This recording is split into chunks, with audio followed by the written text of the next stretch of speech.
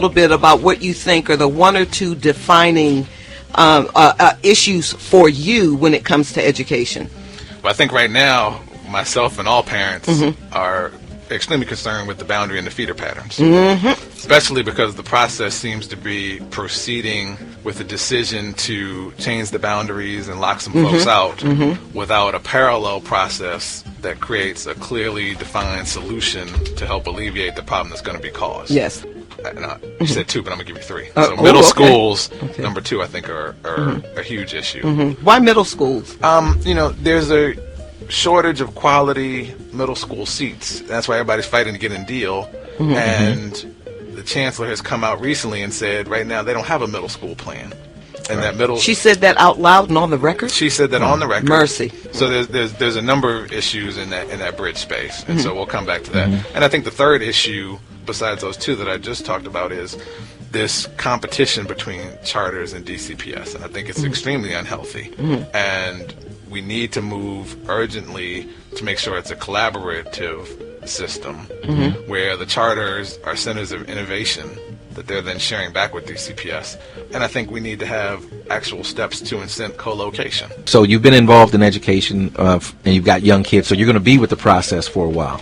I'm living that process every day. Right. I feel the same anxiety that most parents feel. Now the question is, how can we make sure that we've got high quality education in every neighborhood? What are some of your ideas and plans for making sure that we strengthen quality education at the neighborhood level? Okay, so I think we need a multifaceted approach. I think one of the things we need to do, and this is really citywide, but it's really critical there, we have to create community centers with schools in them.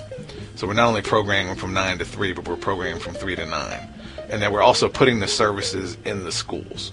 Because I do think it's unfair in certain neighborhoods where kids are dealing with issues beyond their control, like Ms. Simmons highlighted earlier with the young lady who's about to be homeless. They're coming to school with a lot of issues. Hopkins did a study a few years ago in low-income schools in Baltimore, and I think it's applicable everywhere, talking about almost 70% of kids in the low-income school were coming to school with an untreated illness, anything from the flu to strep throat, either because the parent didn't have the insurance or can't take off the day to go sit in the emergency room. And so when we were going to school, you had a nurse in there that could diagnose, could prescribe medicine. So if we put physician's assistants in the school that could treat the illness and solve that problem so a kid can really focus in class.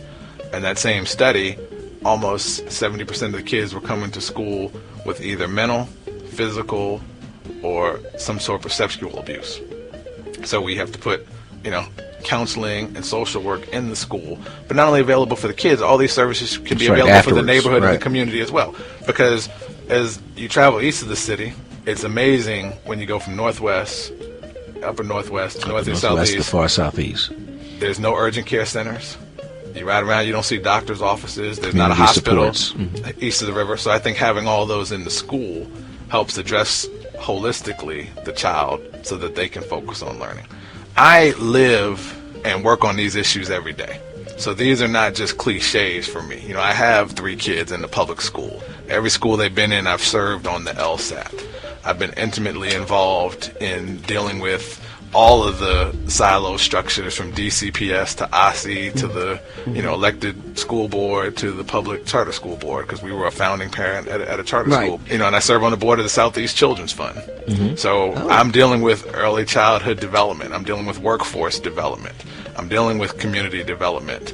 So I live these things. The voice you just heard was John Settles. And John, Deborah, and I want to thank you for being here today to share your vision.